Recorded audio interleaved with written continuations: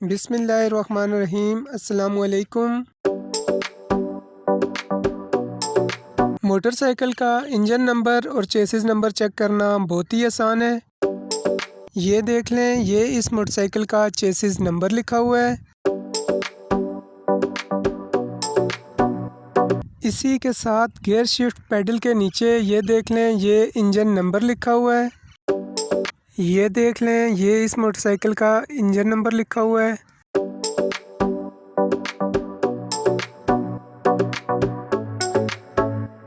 ये देख लें, ये इस मोटरसाइकिल की रजिस्ट्रेशन बुक है। इस रजिस्ट्रेशन बुक पे और मोटरसाइकिल पे लिखा गया इंजन नंबर और चेसिस नंबर बिल्कुल एक जैसा है। जब भी आप यूज्ड मोटरसाइकिल या गाड़ी लें तो इसका इंजन नंबर और चेसिस नंबर लाजमी चेक करें। अगर इंजन नंबर और chassis number original registration book के साथ मैच ना हो तो वो गाड़ी या मोटरसाइकिल आप कभी ना ख़रीदें। अब मैं आपको मोटरसाइकिल का इंजन ऑयल चेक करने का तरीका सिखाता हूँ। बाइक का ऑयल चेक करने के लिए सबसे पहले बाइक को हमवार जगह पे मेन डबल स्टैंड पे खड़ा करना है।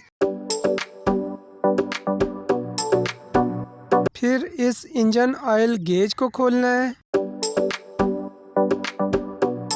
फिर ऑयल गेज को कपड़े से साफ करना है। ये देख लें, इस इंजन ऑयल गेज पे दो निशान दिए गए हैं, नंबर 1 और नंबर 2।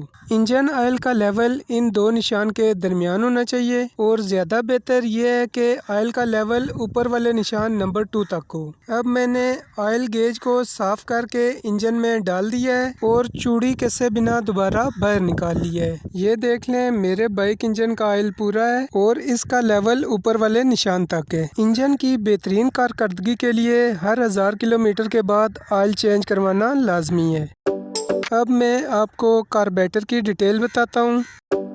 ये बाइक का कार्बोरेटर है। अगर बारिश हो जाए तो अक्सर इस कार्बोरेटर के ऑयल में पानी भी मिक्स हो जाता है, जिसकी वजह से बाइक स्टार्ट नहीं होती। तो इस सूरत हाल में आप पेट्रोल वाल्व को ऑफ कर ये वाला स्क्रू खोल दें तो कार्बोरेटर से सारा पेट्रोल निकल जाएगा। फिर दोबारा ये पेच बंद कर दें और दोबारा पेट्रोल को ऑन कर दें, फिर आपकी बाइक स्टार्ट हो जाएगी। ये बाइक का स्पार्क प्लग और इसका कवर है। अक्सर बारिश के दौरान इस स्पार्क प्लग और कवर में पानी चला जाता है और बाइक स्टार्ट नहीं होता। अगर स्पार्क प्लग और इस कवर को अच्छी तरह साफ कर लिया जाए तो आपका बाइक जल्दी स्टार्ट हो जाएगा। ये देख लें, मैंने अपने बाइक की सीट अल्ट्रेशन खुद ही की है। ये देख लें, मैंने अपने बाइक की सीट की अल्ट्रेशन करके ये सीट खुद बनाई है। ये मैंने अपने बाइक की जेन्युइन सीट को आरी ब्लेड की मदद से काट कर ऊपर वाले हिस्से को अलग कर दिया है।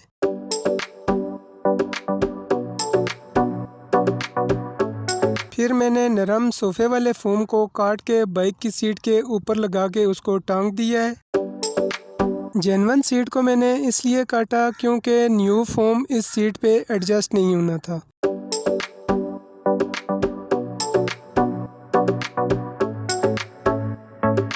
ये देख लें, फोम को मैंने बिल्कुल जेन्युइन सीट की शेप में काटा है।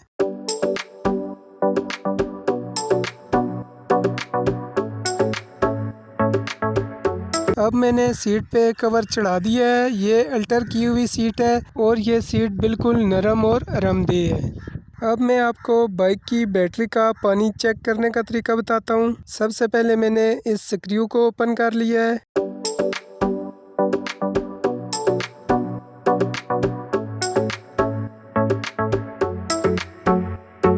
अब मैंने पाइप को बैटरी से अलग कर दिया है।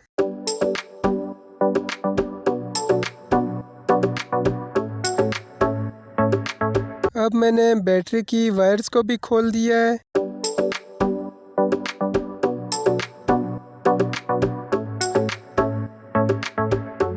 अब मैंने बैटरी को मोटरसाइकिल की बॉडी से बाहर निकाल लिया है।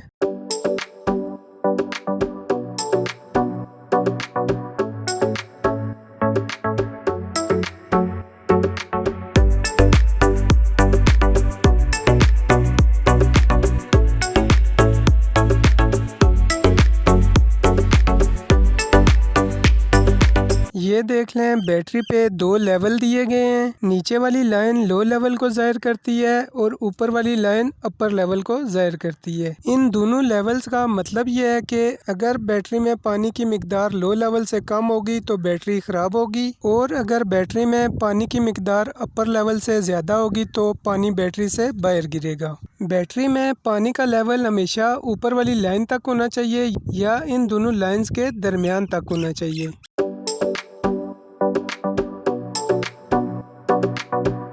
बैटरी में पानी डालने के लिए सबसे पहले ये प्लास्टिक के तमाम स्क्रूज को ओपन करना है।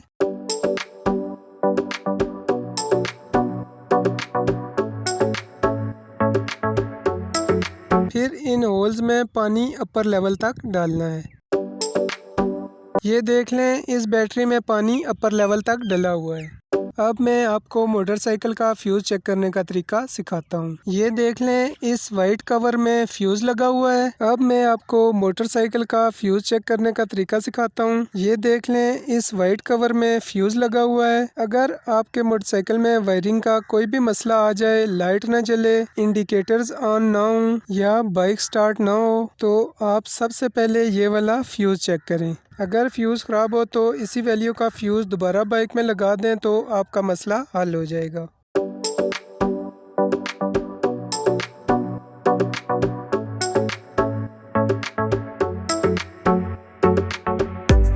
ये देख लें इस बॉक्स में बाइक की टूल किट होती है। इस टूल किट में मुख्तलिफ टूल्स होते हैं। अगर बाइक कहीं रास्ते में ख़राब हो जाए तो इस टूल किट की मदद से हम अपने बाइक को दोबारा ठीक कर सकते हैं।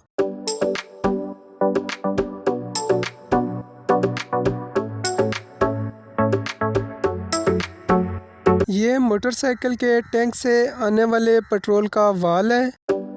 अभी ये नीचे की तरफ मुड़ा हुआ है। ये इसकी ऑन पोजीशन है। ऑन पोजीशन का मतलब ये है कि फॉर एग्जांपल जब हम अपने मोटरसाइकिल में 4 लीटर पेट्रोल डलवा के चलाते हैं तो जब 1 लीटर पेट्रोल रह जाता है तो बाइक बंद हो जाता है। फिर इस वाल को हम ऊपर की तरफ मोड़ देते हैं तो ये रिजर्व पोजीशन पे लग जाता है, जिससे हम बाकी का बचा हुआ 1 लीटर पेट्रोल यूज करते हैं। फिर हम जल्दी से पेट्रोल पंप पे जाकर दोबारा पेट्रोल का टैंक फुल करवा लेते हैं और वाल को दोबारा नीचे ऑन वाली पोजीशन पे दोबारा मोड़ देते हैं। अगर आपको मोटरसाइकिल का पेट्रोल बंद करना हो तो वाल की पोजीशन को मोड़कर सेंटर में कर दें तो पेट्रोल बंद हो जाएगा। ये बाइक की फ्रंट साइड है। ये बाइक का स्टार्ट स्विच है। इसमें चाबी लगा के राइट साइड पे घुमाने से स्विच ऑन हो जाएगा।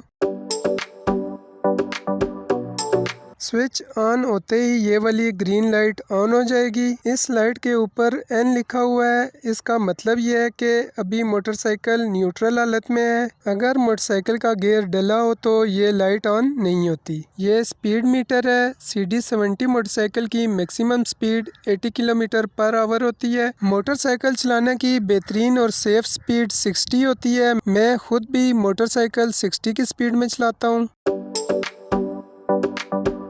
ये मोटरसाइकिल का हॉर्न का बटन है। इसको प्रेस करते ही हॉर्न बजेगा। ये मोटरसाइकिल के इंडिकेटर का बटन है। इसको लेफ्ट साइड प्रेस करने से लेफ्ट इंडिकेटर ऑन होगा और राइट साइड प्रेस करने से राइट इंडिकेटर ऑन होगा। जब भी आप राइट या लेफ्ट मुड़ें तो इन इंडिकेटर्स का इस्तेमाल लाजमी करें। इससे एक्सीडेंट का चांस बहुत कम रह जाता है। ये हेडलाइट का बटन है। इसको ऊपर की जानिब प्रेस करने से हेडलाइट ऑन हो जाती है। इसी बटन के साथ एक और छोटा बटन भी है। इस बटन को ऊपर की जानिब प्रेस करने से लाइट हाई जलेगी और नीचे की जानिब प्रेस करने से लाइट लो जलेगी। ये लेफ्ट साइड पे क्लच लीवर है। इसको प्रेस करके गियर डाला जाता है। ये नीचे लेफ्ट साइड पे गियर शिफ्ट पैडल है। इसको आगे की जानिब प्रेस करने से गियर डल जाएगा। इसको आगे की जानिब प्रेस करने से गियर डल जाएगा और पीछे की जानिब प्रेस करने से गियर निकल जाएगा। मोटरसाइकिल CD70 के 4 गियर होते हैं। चारों गियर आगे की जानिब डलते हैं और चारों गियर वापस पीछे की जानिब निकलते हैं। अब मैंने स्विच को ऑफ करके चाबी निकाल ली है। ये फ्यूल टैंक का लॉक कवर है। अब इसी चाबी की मदद से मैंने इसे ओपन कर लिया है। ये कवर ओपन करके हम अपने बाइक में फ्यूल डलवाते हैं।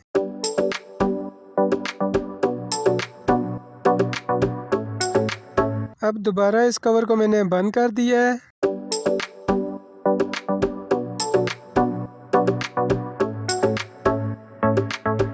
ये साइड पे स्टीयरिंग लॉक है, इसी चाबी की मदद से ये लॉक होगा और इसी चाबी की मदद से ओपन भी होगा।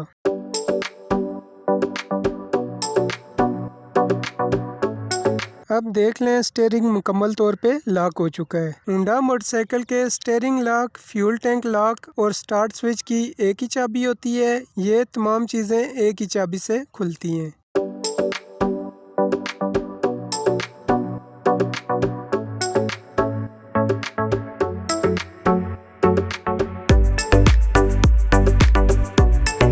ये फ्रंट ब्रेक का लीवर है, इसको प्रेस करने से फ्रंट व्हील की ब्रेक लगेगी। ये बाइक की रेस ग्रिप है, इसको प्रेस करने से बाइक की रेस बढ़ेगी।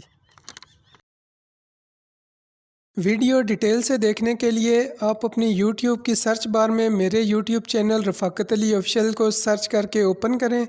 इस चैनल पे मैंने बहुत सारी वीडियोस डिटेल के साथ अपलोड की हुई हैं, आप इन तमाम वीडियोस को देख सकते हैं।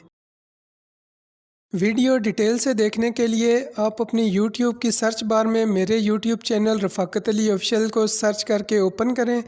इस चैनल पे मैंने बहुत सारी वीडियोस डिटेल के साथ अपलोड की हुई हैं, आप इन तमाम वीडियोस को देख सकते हैं।